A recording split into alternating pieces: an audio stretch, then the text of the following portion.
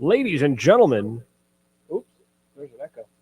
There's an echo in here. Ladies and gentlemen, welcome to episode 416 of the Maritime Paintball Podcast, coming to you live on 97.9 FM CHSR, as well as on Facebook, YouTube, and Twitch. So you can come find us over there if you really, really want to.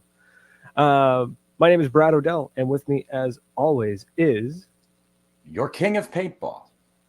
Happy as a clam to be here. Highly caffeinated, freshly masturbated, and very happy to be here. That is the best. As soon as I heard it is highly the best. caffeinated, I was like, oh, here it comes. It's one of the best team names I think we've ever come up with. Hey, You in the Bushes was great.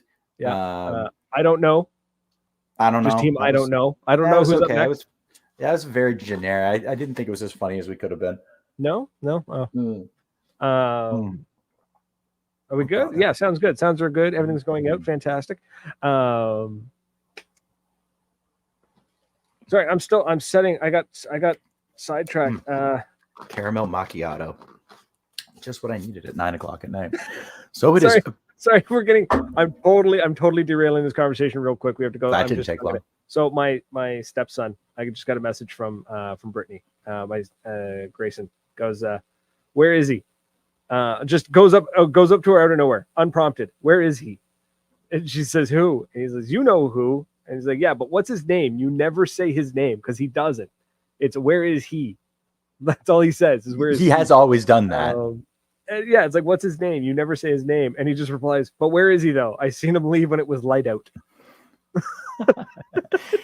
He's gone to get milk, you little shit, and he's not coming back. Go to sleep or he'll never return. Oh, that's savage. He's gone for cigarettes. Oh, man. Beautiful. So tonight we get to talk about some cool stuff. You found some goodies. You found some goodies for us on the internet to talk about. And I am looking forward to this because you started to tell me earlier. And I figured we'd save it for the show because for those of you who don't know what paintball story time can be like with Bradley and I, is Bradley's going to show me and tell me some really cool shit about the history of paintball. And those of you who are listening on the radio, paintball is a sport where we put these little balls of paint in a marker and shoot. No, being an arsehole. But what Brad does do is he finds equipment, stories of the old days, of the legends, of places, of people, and he drops this knowledge on a guy who hasn't really, I'd like to go pew pew, put a crown on, act an ass, and have fun. So when he drops some knowledge on me, it's genuine. Like, what the hell is this? So yes, today, it's going to be fun. Is obscure gear and equipment, and the most recent thing I've seen was Too Tall posted that video of his 98 rigged up to a Qloader that goes burr. And it goes Qloader working flawlessly, which is awesome to hear. That thing goes burr. It goes burr. It goes burr. Like, I'm a little. It'd be great if I could get the images to show up properly. Sorry, I'm talking away from my microphone here. No, you should be talking what it was is I made a post on Reddit. This is where this is all coming from. I made a post on Reddit and basically being like, what? Hold on. There's something we forgot here. What are we? We're getting slack on those things. There are people who do things for us, and we thus have to do things for them. So first of all, Moncton Paintball, my home, my love. We're on my jersey now. That was made by our most sexy friends at Intensity Customs, who also love our sexy friends at Commando Paintball, who also occasionally get sexy things from our friend at DEF CON. What do these people all have in common? They're our sponsors. They're the ones we can talk about on the radio. We have other sponsors. They're kind of, labeled across my nipples. You can see them if you're watching us on the video. A couple of them contact. I've had a contact. Somebody has messaged me, and I'm looking forward to working with them. I'll post some of that stuff on the socials where we can discuss it, because that's exciting. Some softball in Fredericton. If you are in the greater Fredericton area, I think the league is still going on. There is a team from one of our sponsors that is ripping hell all around the area. Generally, it's beer league softball, so it's going to be fun. So go and check those guys out. Castle Glass, who makes some really cool ashtrays, vases, some very cool things out of blown glass that you definitely want to go check out. Moncton Paintball, who gives me a home to go play paintball at. Commando, who gives me like a vacation summer home. Fudd knows who he is. What else are we thinking here? AXP, this weekend, they've got their big weekend bash. It's the airsoft, it's the airsoft guys, but still go out. They're having prizes. They're having a full weekend of camping. That's going to kick a lot of ass. Also, AXP is doing the Cowboys doing a pump pistol game. I get to go. Fun. Oh man, I am going to crank Big Iron. I'm just going to walk around singing Big Iron on his hip for all these cowboys, because you know there's going to be some sexy cowboy lads out there with pistols that oh, there we go. We got it working. Oh. Cowboys and banditos. Hey Gerald. Hey Britt. Hello everybody else. If there's other people, we love you. We do. Paintball, the King, Castle, Commando, AXP. Oh, Kat's Customs. She's got some new stuff coming out. She's embroidery machine, some really cool stuff she's making. I actually went and got our friend Sir Richard here tattooed on my leg. He looks very pretty. What the hell was that? Don't worry about it. Are you posting pictures of sex toys on this? Because if you are, it better vibrate. It doesn't, but don't worry about it. We'll get to it in a minute. All right. I'm pretty sure we've covered everything else, because these are the sexiest people out there. Oh, okay. No, am I missing anybody? I don't think so. I don't think so. Nova? I'm almost mad at him. Son of a bitch keeps. God love. I shouldn't say that, because I'm sure his mama's the sweetest thing. If he's any indication, his mama's probably as sweet as sugar. Keeps trying to get me to go down there, and I was talking to Mrs. B, and Mrs. B mentioned the passport situation. We got to go get it filled out, because the prince is going to go traveling with his mother at some point, and I have to sign off on that stuff, and I got to go get it, because the great TS and K Ron, they're making a little drive down to Florida to go drop off a truck for one of their friends, and I am like this friggin' close to being like, so mama, papa, can I hop in the back of that truck and you could just drop me off somewhere around the lower Carolinas, upper Georgia, at my friend TJ's house, and I'll just go and like camp out there, blow stuff up, beat barbecue, and hang out with TJ. Ooh, that sounds fun. Dude, it'd be so much fun. And Bond Chick. Oh yeah. Man, just from the chats we've had with her, I think that's there's going to be moonshine, and we should get Bond Chick on the show. How come we haven't got her on the show yet? I don't know, you slack ass. You're the one who's supposed to make these. I will reach out to Bond Chick right now if she's not listening, and I bet you she is, because she's sexy and awesome.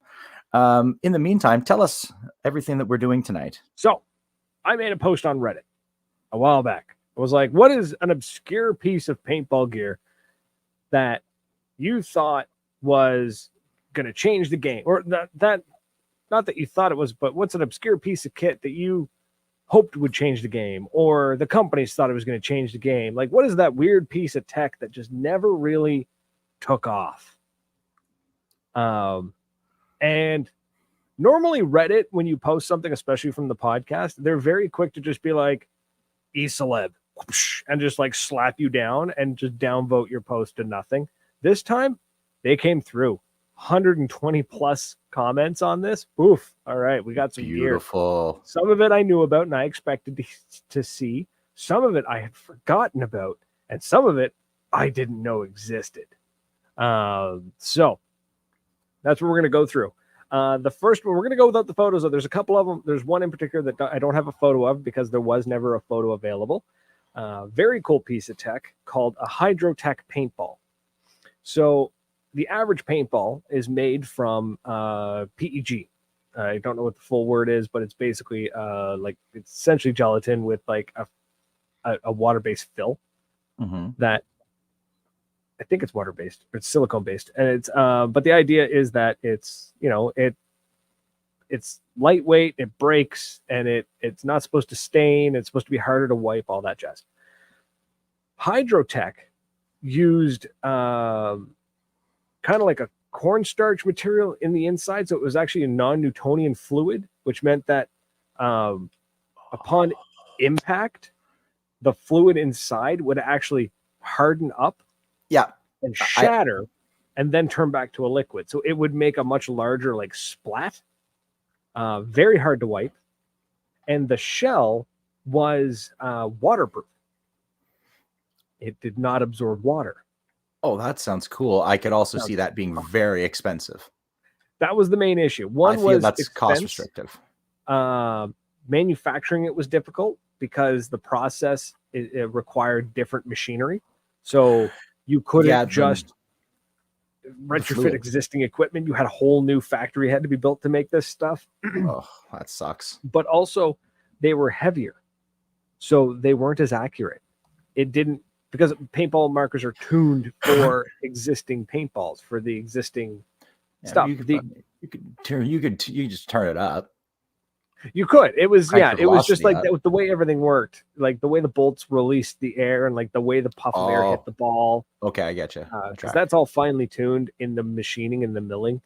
It was a really, really cool idea that just couldn't take off. Too much money. At the end of the day, it really was money that caused the issue. But a lot of people who used them said they weren't really up to par. Okay. One of the big issues with the non-Newtonian fluid inside of it. For anyone who doesn't know what a non-Newtonian fluid is, it's basically a fluid that acts as a solid upon impact. So if you mix cornstarch and water, it's hard. But if you put your hand on it, it slides through. You can find all sorts of so much fun of cool reels online. Hey. But it would hit. What up? And it would break, like the fluid would go hard. And sometimes it wouldn't stick to you because it would go boom and it would bounce off you. Because of then it becomes a matter of consistency with the shots. So it's not just a matter of so there was a lot of things that just wasn't quite ready. It was a really cool idea, and ultimately I think if they could develop a waterproof shell and leave whatever's inside the shell fine, that would be amazing. I think the Huntsman would have been the closest to that because of that thicker shell. Technically, I think First Strike's powdered rounds are actually waterproof because they use a plastic shell instead of similar to a First Strike rounds shell. Let's so that's that. Now that's neat. Yeah. So on to the cool stuff. That let's do this. Jimmy Flynn, you cheating bastard. Not like that. How do I always knew you were a wiper? A wiper and there we go. Yes. Oh, the sex toy. Okay. So what is this? So these have two different names. One, some people might know them as JT Speed Pods or Slam Pods. So the Speed Pods were actually part of the Slam system. Okay, hear me out. I know it's a little strange. The idea is that you would get an adapter that would go on your hopper, okay? And you would pull that pod out of your pod pack, and there's no lid. The lid is retractable. It's like an elastic band on the top that holds those fingers in place. So it's like it closes over the top of the pod. Basically a foreskin. I'm sorry, but what did I know. So the schmuck, when you would turn it upside down, the paint wouldn't come out, but you put it into this little adapter and then push on the pod, and it would pull back, and then all the paint would fall in. And then when you pulled it off, the thing would go and go back over top. The problem is that in the heat of in the heat of a firefight, you had to like pull this pod out, line it up properly, push on it to dump the paint in. And half the time, there's a chance that if you weren't careful, you would either push the marker out of your own hand or bust the hopper off your feed deck. Yes, that's exactly what I was thinking. I can see, like, snap. A couple of people complained about that. They were like, "I almost broke the feed deck off my marker using these things." Seen how rough I am with gear? Like, I would absolutely break that shit. Like, again, I like the idea of a speed, like of. It's a cool idea. The idea was that it could be used like one-handed. That was the big thing. They were like, "It's one-handed," and I'm thinking like. Every pod's one-handed, shit. But back in the day, they didn't have speed feeds until about 5 years ago. This is like a 12-year-old. You would have to flip the cap, and I suppose, eh? But a lot of people, while firing, they'd pull the pod out, and they'd literally flick the lid off with the pod itself. You use the hinge of the pod, and then pop the top of your Shit. right. So we've done that 1,000 times. It solved a problem nobody had. That seems to be like a mantra in paintball. Matt has one with the elastic. What? That's awesome. That's awesome. So yeah, so there's that. This thing, we're gonna move on. We're moving on to, do you recognize this, Tom? It's an accessory for your mask. For your mask specifically. What? Oh, is that HUD thing you were telling me about? The EVS HUD. What? That was developed. So that was Empire, worked with Digital something or another and Intel to develop a HUD system that would work in the mask. So the idea was that this was not supposed to be just for paintball. This was supposed to also be for snowboarders and other individuals that needed quick, easy access to a map or a GPS. The idea was that if you were snowboarding, this would tell you where on the trails or the map you were, right? So you wouldn't get lost. In paintball, they tried to push it as like you can download the map of your field and know exactly where you are via GPS because you have to, but because you would connect your phone to it and like you would know where you were on the field. I mean, maybe in a giant field, but I mean, try using that in Moncton and tell me how many. Right? Yeah. I'm going to get lost trying to use it. I'm going to end up going to Tim Hortons or some shit. So to get an EVS with this, it was about $700. So it never took off. Never took off. Now, if I could use that to track where my opponents are, if I could find a way, Matt, you could find a way to cheat with that. It would basically display whatever you wanted it to display. So if you could integrate it into an app of some kind, you probably could. They really talked about like if your whole team has one of these, you could keep track of each other. And it's like, that sounds stupid. I don't want to know where Chris is when he's running around on the field. I don't want need to know where Lead Farmer is all the time. Spending $700 on an EVS. Yeah, no, I get that, but I love the idea of it. I really do. I think if it was a little more practical, like again, if I could use it for motion tracking, if I could use it to track my opponent, this thing literally just that would make it worth something. GPS tracker, like it basically put Google Maps in your eye. That's basically all. Oh God, it's like Google Vision, but lamer. Yeah.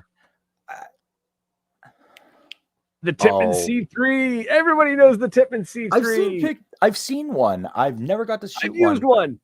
It looks like such a great. Can I run Family Guy clips while I play? If that's the case, Cameron, you need to find a way to connect to like Pornhub or something and make it really count if you're going to use an EVS or something like that. Yeah, so the CS3, for anybody who doesn't know, the Tippmann CS3 was time to start the game. This was supposed to be the whole point of this was that it ran on a propane tank. It ran on one of those little like camper propane tanks, and you would get like 6,000 to 7,000 shots per tank. Now, a lot of people were like looking at it going, well, it's stupid. What do I need that for? But this was Tippmann trying to target the very rural market. Imagine if you had a paintball field in the middle of the woods, and all you need to do is tell everybody, hey, go down to Walmart and get a $6 propane tank, and you'll play all day. So that's what these were for. These weren't supposed to be like the next great market. This was targeting a market that was too out of the way for air to be realistic. That's actually, I'm not even shitting on that. That's a great idea. It is. The downside though was that people did not like the idea of having tiny controlled explosions inside of their paintball guns.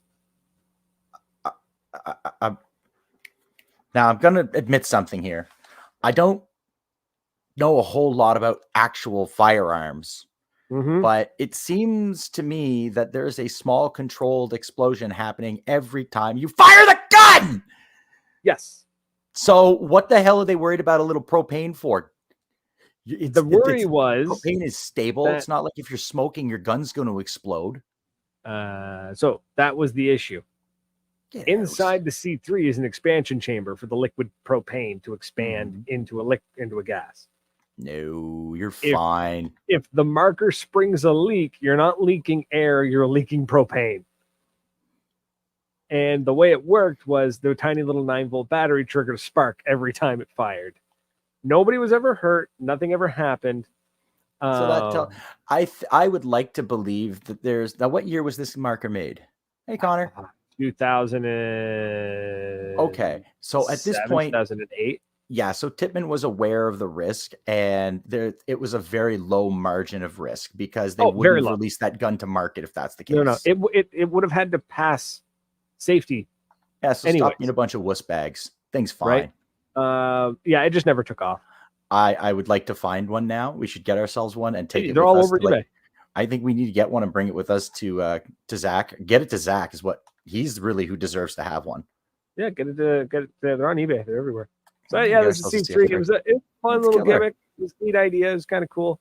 The idea of it being a pump was also kind of like a turnoff for a lot of people. They thought, oh, it's a pump. I don't want a pump. Well, I think I would prefer it to be a pump over a semi-automatic. That was the thing is they went with pump because because it was a pump, you didn't have to worry about it automatically regulating how much propane was getting in. The pump was a physical regulation of it, right? So yeah, that's good design work. Yeah, no, 100%. Because the last thing you need is when you the reason why you get a plus or minus 10 or plus, I guess on most markers now is like plus or minus 3 FPS is that it's taking in different amounts of air. That regulator is doing its best it can, but it's not perfect, right? So yeah. Speaking of which, folks, if you've ever used any of these, or if you have any comments or like anything like that, feel free to give us a call. 506-453-4979. Or the Empire Defender is a cool gun. Yeah, that's not even that weird. I will come and find you. That is a fantastic marker and deserves all its love. So this is C3. Moving on. Do you know what that is? Swedish-made penis enlargement pump. I mean, you're not far off. The WPG warp drive. Oh, I've heard about these. Yeah, this is the angel thing you were telling me about that you knew. No, it's not. Oh, there's something not the better. Angel thing. We haven't gotten to the angel thing yet. So basically the idea was, what if your hopper wasn't on top of your marker? What if it was beside your marker? So you could lower your vertical footprint and you could see better. Okay. But how do you get the paintballs into the gun? Well, you got to run them through. You got to run them through somehow. So the warp drive. So it literally fed the balls out of the hopper up into the tube, and the tube fed down into the marker. And that was it. It was a warp drive. And so there was a really cool idea. It was a really cool concept. And I understand what they were trying to get at was that like the hoppers are in the way. It's hard to hide behind a bunker when your hopper is so high up. This is back in the day too. This is back in the day when the feed necks were much taller. Everything kind of stood a little bit higher, right? So it was trying to solve the problem. It's like squished. The downside was that like you had to tune everything. The hopper had to feed at a certain rate. The tubing had to be set just right, and if you hit the tube and break a ball, and it's like it was Jesus, they were really cool, and I would love to own one. Very cool, love to own one. Very niche need, I think. I feel like the Savage one has one. I think Savaggio. I would bet Savaggio or one of those guys has one. And sure he does. And if you are a tinkerer, I guarantee you love it. But if you're like me and you want shit to work when you want it to work, this is not for you. Right. The Qloader. Oh, we're getting. I don't even know if Brett's going to talk about the Qloader. It's on the list. So this is the warp drive. Kind of a neat little gimmick, right? Kind of cool. That is. It's really neat. Yeah. It was kind of cool. And one thing that was really neat about the warp drive, and it's a feature. I don't know if it was a feature that they really thought about until after it was designed. It was made. Is it a feature or a bug? No. It was an actual feature that it turned. I think it was like a happy accident. People realized afterwards that when your hopper was empty, you still had like 15, 20 balls in the hose. Oh yeah, I suppose that. Right. So you suppose in the hose. But you had to fill the hopper because if a ball wasn't coming behind, they wouldn't push them through. Oh, okay, I get you. But like after the first, you could get a full hopper plus 15.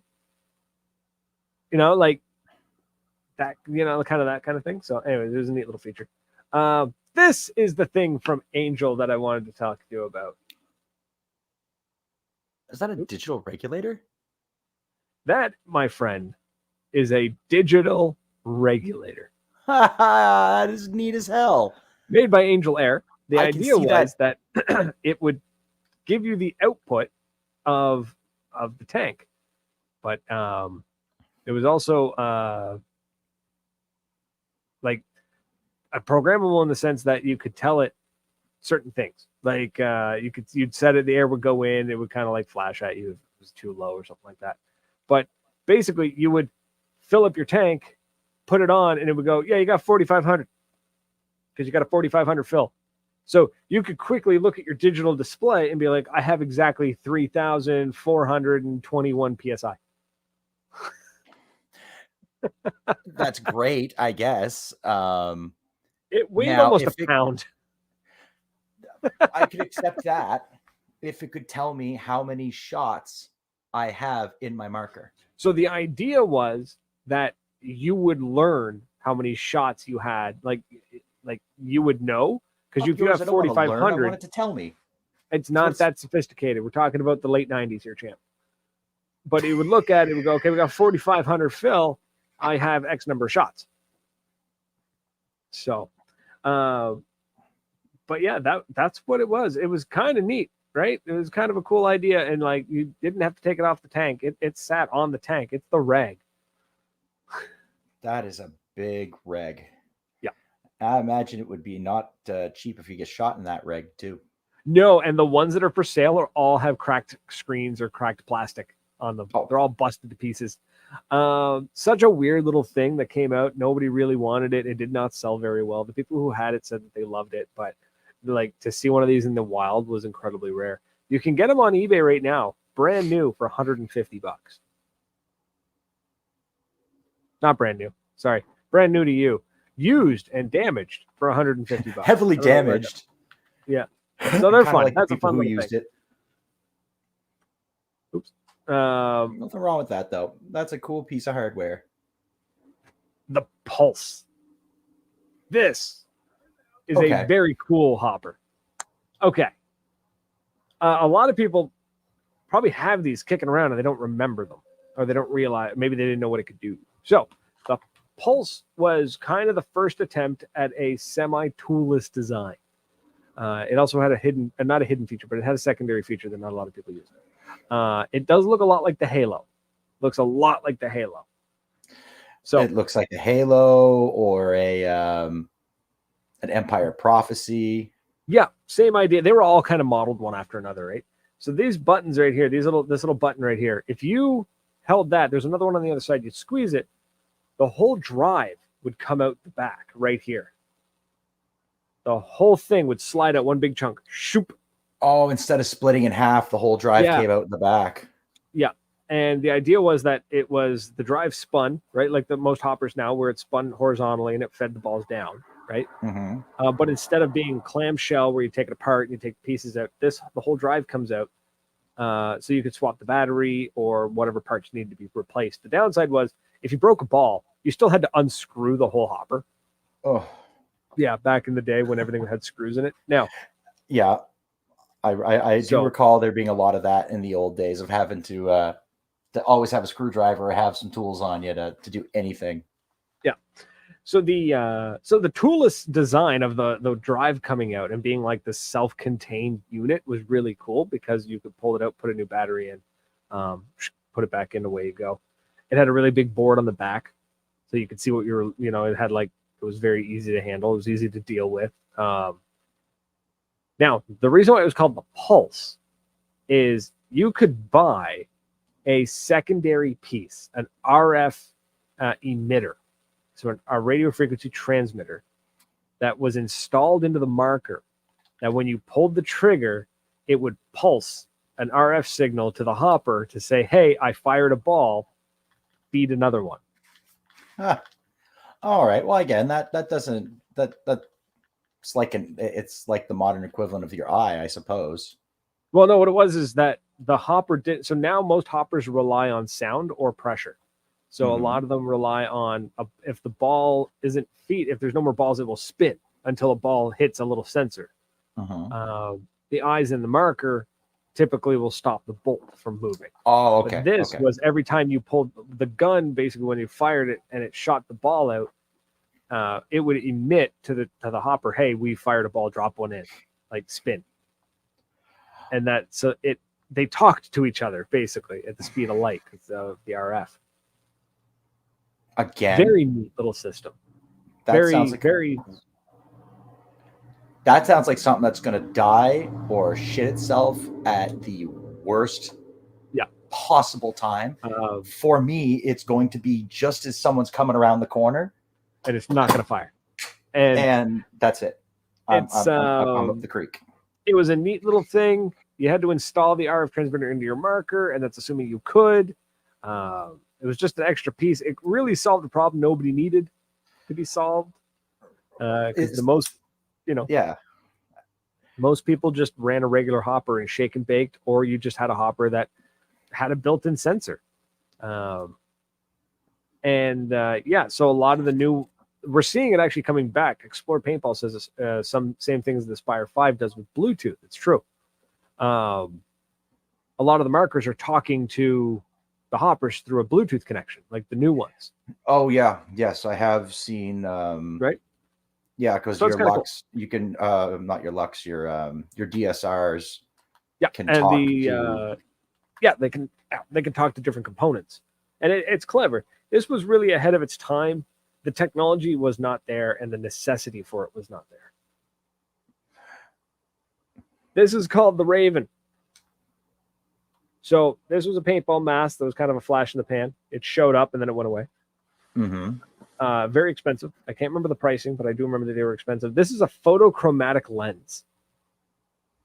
Clear when it's dark, and then would transition to a darker lens when you were in the sunlight. Huh. Right? Cool idea, right? In concept. Yeah. Transition lens. That's transition lens for paintball. Yeah. However, have you ever used a transition lens on your glasses? Yes. Yeah. How long does it take to go from dark from outside to clear inside? I mean, it's definitely not a very swift transition. Right. I think you would get motion sick if it transitioned too quickly. Like I think you'd get some weird. It would need to be stuff powered. going on. It can be done. I've used welders' glasses that do it, but they're powered. The hard part with these was that they took too long to transition. Now the idea was these weren't meant to go from outdoor to indoor to outdoor to indoor to outdoor to indoor. Like you wouldn't play PRZ with this. This was for if you were playing a speedball match, tournament game, and it would go chromatic. Well, yeah, if you switch sides and you go from playing on the light side, if you go from facing west to facing east or east to west, right? In the afternoon, you're switched actually a Moncton. If you're switched to the opposite side near the end of the day, you're playing into the sun and it sucks. Right. You're almost guaranteed to get smoked because you're playing into the sun. This is great. These are supposed to transition to the right level. So it's as if you're wearing sunglasses. I like the idea in theory, but I feel that you would lose, because you do lose a bit of detail with transition lenses. When they're darker, they're a little hard to see out of. Great idea. I think that's a great idea, but I think that, the powered would be the way to go with something like that.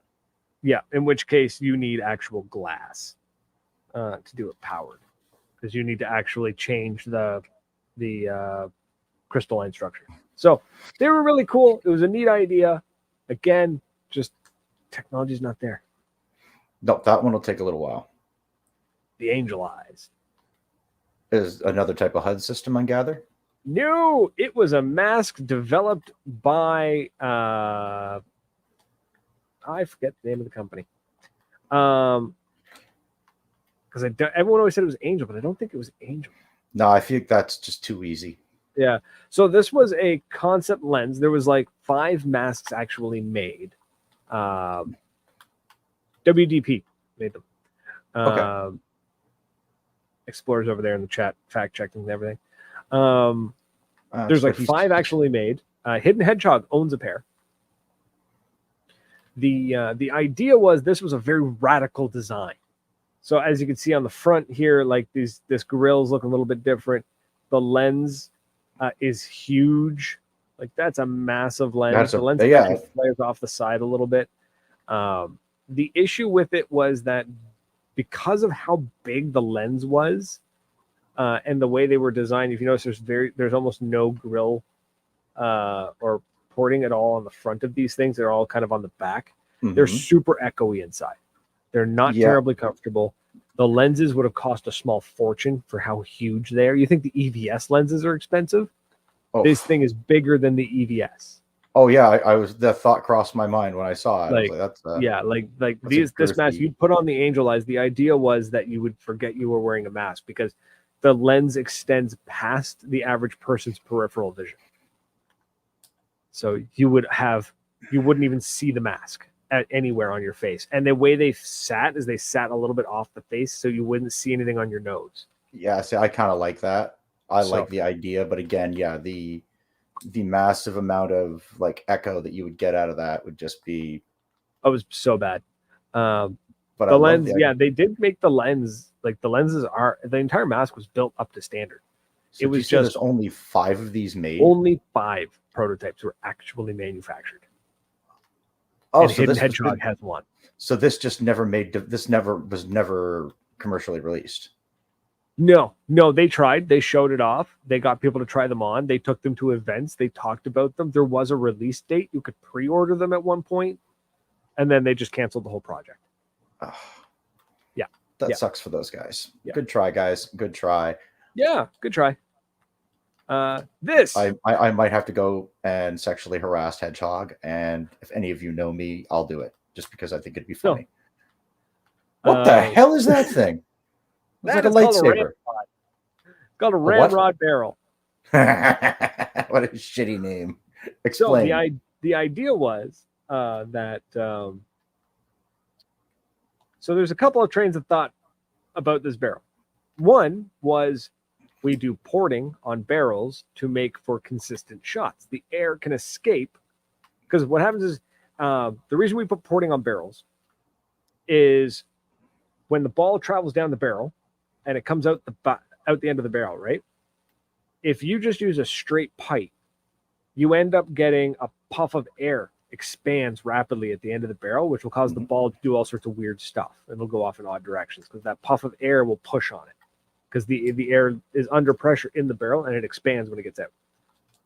So you do porting. So as the ball is traveling, that gas is expanding out the ports, right? So you get more consistent shots. It also makes for a quieter marker too. It makes it super quiet because you're not getting that loud pop at the end of it. Correct. Yeah. The downside to a traditional barrel is that if dirt gets in it, or if you break a ball, or if anything like that, you've got to clean the barrel. You don't have to do that with the ramrod because the ball glides on 4 rods. That's it. It doesn't touch the rings. It just sits between 4 rods and flies at the end of the barrel. I like the theory, but again, I'm not an engineer, but I seem to think there's a problem here.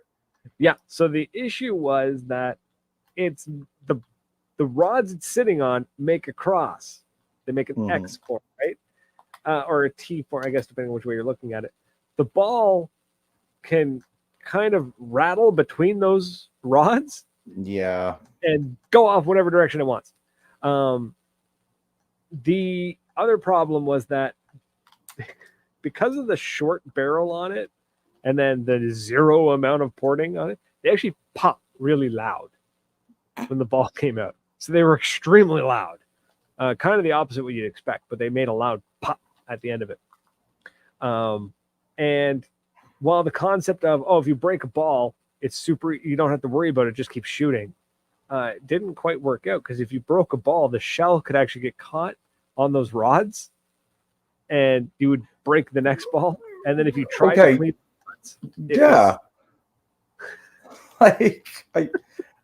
I'm looking at this thing, and wise from a don't put your wiener in it perspective, this just seems like odd design. It's so was everybody weird. high that day and they just thought, screw it, this is what we're gonna do, this is what we're doing today? Basically, yeah. I want to make a Gatling gun out of a barrel. Like, it looks like a lightsaber. Honestly, that's kind of what it looks like. It's very aesthetically, honestly, it's aesthetically pleasing. I think it would look really, really cool if they could get it working properly. But there it is. Thank you, Cameron. It's a paintball chastity cage. Now that you said it, I can't unsee it. No, you can't. I can't believe you couldn't see it when we started this conversation. So anyways, trying to clean it was supposed to be super easy because you didn't have to you'd only have those 4 rods. You just jam barrel cleaner swab down it, and it would just be pop, pop, pop. It was all clean. Yeah, laugh it up. Oh, I am. I don't need your goddamn permission to laugh at this shit. There's I did find online that there was a guy that he's I'm assuming a machinist. He remachined the back of that barrel to make it freak compatible, so that he could screw it onto the back of a freak kit. I want to find this machinist and either get him on board or get him off the goddamn planet, because he's either a genius or he's a monster. I'm looking at it, I'm thinking, I wonder, Zach could probably make that. Yes, but Zach has pride and respect for himself and would not want to hurt anybody. And I think he would be afraid of that thing being used as a personal pleasure device at a game. I don't know. I'm going to ask him if he'll make it. Now, I love you. Explore Paintball has an interesting clear plastic barrel inside of it would be cool and make it better. That is true. I wonder if you can make a clear barrel. You could bore. You'd be transparent. Aluminum hasn't been developed yet. No. So, but PVC would warp. I don't know. Plexi, a solid glass. Make a glass barrel. No, actually, shit. If you used thick glass, you could probably do it. Borosilicate glass. I don't know what that is. I'm assuming it's very tough glass. I'm thinking clear plastic tube. I think that it would be hard because the plastic would create more drag on the ball. I think the plastic would warp. There's that too. Clear acrylic tubes on Amazon. Oh, whatever they use for beakers. Glass. Very hard glass. Yeah, tempered glass. Home Depot sells. But yeah, how would you screw the barrel on though? That's where you get the mill. And you just mill the plastic. Plastic can have threads. Oh yeah, plastic. We're not talking about glass. Yeah, don't do glass. Glass will just shatter. But anyways, so there's that. I'm willing to bet though, if you tried to shoot it because of a plastic barrel, it would literally just go like it would wobble. Like you could probably watch it on like literally do the wave. So. Oh, there it is on a marker. It makes sense that that's what it's on. Right? Of course, it's on an autococker. Yeah. A tri-valve.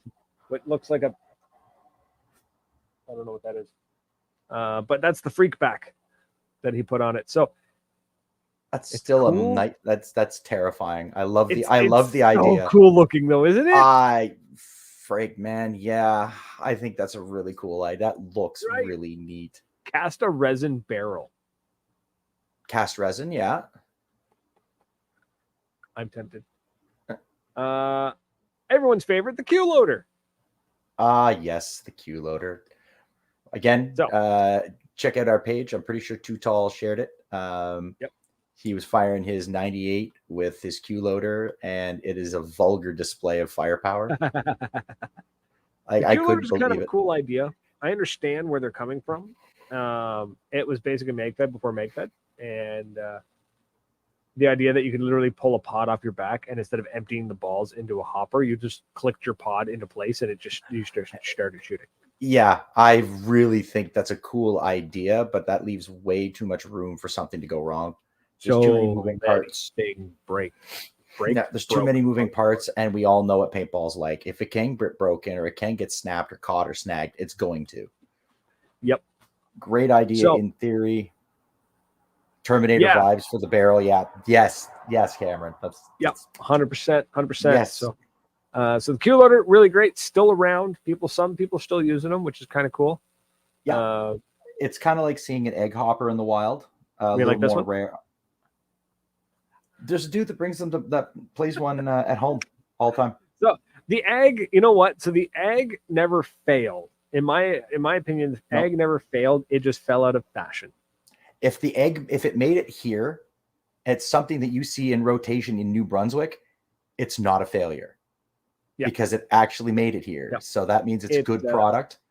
I like the egg. Just a weird looking thing that was called the egg, and it worked. People had it. It worked. It did its job. So I knew eventually on this episode, I was going to go looking on eBay for something. I'm really happy that it's the egg loader I'm looking for, and it's $35.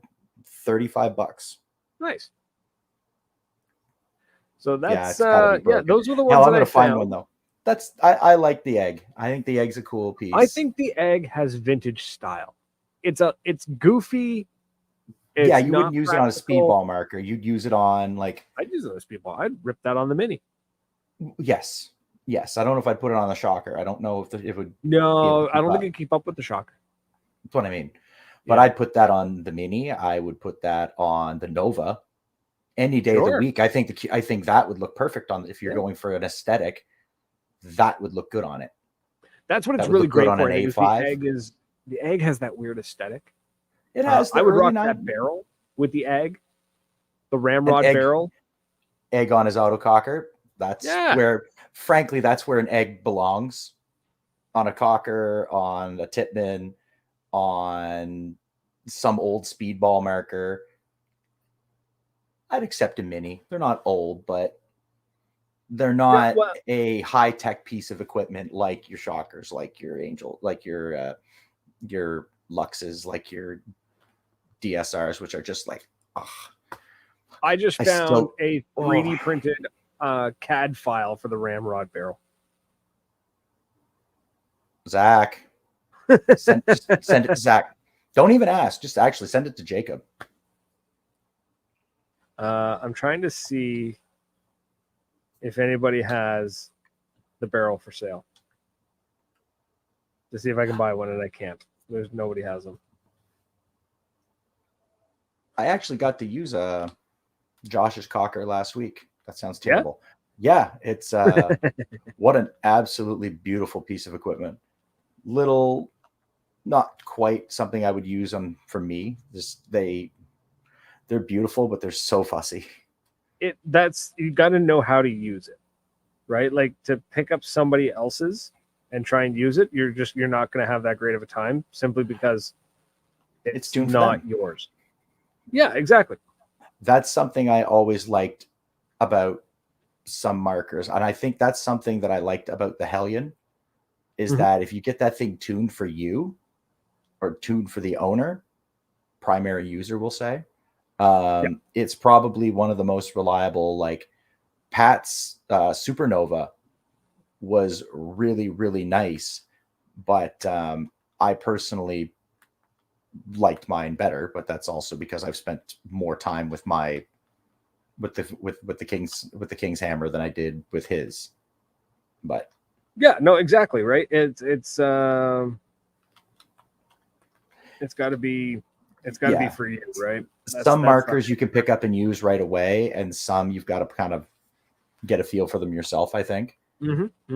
Because I've used markers that I know for all technicality, those markers are fantastic. They should be the bee's knees, and some of them I'm just not impressed with, and I should be. And it just doesn't make. I'm a fussy bitch like that. No, I mean that makes sense. I mean, if you compare it to something like a sports car, I'm not that impressed with Lamborghinis. I don't like the way they look. It's fair. Right? Lambos are a certain type of aesthetic. You have to be. That's. I think they're boring looking. To be honest with you. They're the Lux of paintball. They're the Lux of their cars. They're the Lux of paintball markers. And again, it's no shade. They are absolutely like schmexy. Damn, I can't find a ramrod barrel anywhere. Ramrod, you. Yeah, Rob used to have one. The arms got bent easily. I want one. I want a ramrod barrel just to own one. I'd trust Rob. He would know these things. I want one so bad. Yeah, that's what I'm just gonna get bent to shit. I don't care. But that's why you get one made out of get cadfile and get one made. Oh, I really should. See if Zach can print one for me. Maybe he can mill you one. Probably could he mill you one? He probably could. I'm gonna send Zach a message right now and be like, "Hey, can you make this? Can you make this? Yeah. Like, if money was no option, could you make this? I'm sure he could. I'm sure he would try like hell. I would. I don't know where I would get the money, but I would find a way to do it and be like, dude, make this for me, please. Thank you. That'd be great. Thanks. Okay, thanks. Bye. Yeah, basically, right? Like, hey, man, thanks for doing this. Okay, I want this. Thanks. Bye. Where are you? There you are, Zach.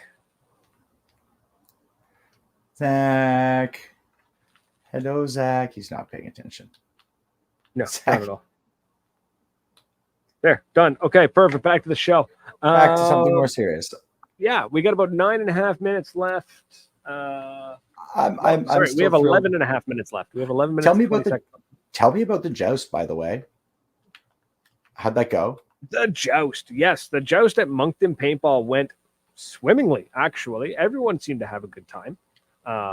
We ran a single. Yeah. So we had two teams. We ran singles, and it was great. I think the biggest streak was 6, and nice. that was awesome. No, everyone had a good time. There was a little bit of arguing, to be expected. Nothing nothing terrible. Your typical paintball tournament arguing with the ref. Well, there should be. I mean, there's always going to be a little bit of arguing with the ref. There's always going to be a little bit. The best part was when the ref literally showed him the video of him messing up.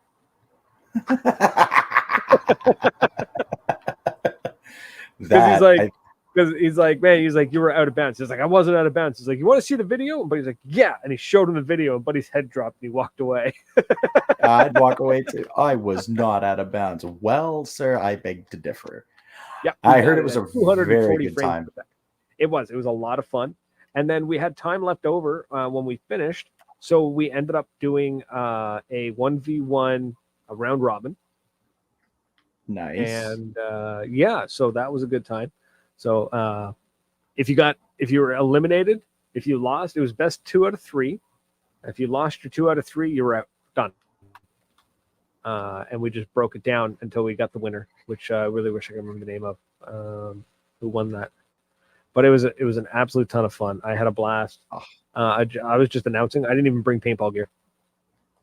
Like, it was. Well, no, you were. Great. Now, what I thought was really cool. Remember, you weren't in Wasaga with us, so that's why you didn't even have paintball gear with you. Thanks. So the. Oh, sorry. I had to do it. Ty's not here to take the shot, so had to do it solid. Where's it going with that? Oh, no, the cool thing they did at the joust, the cool thing that Moncton did was that every player paid $75.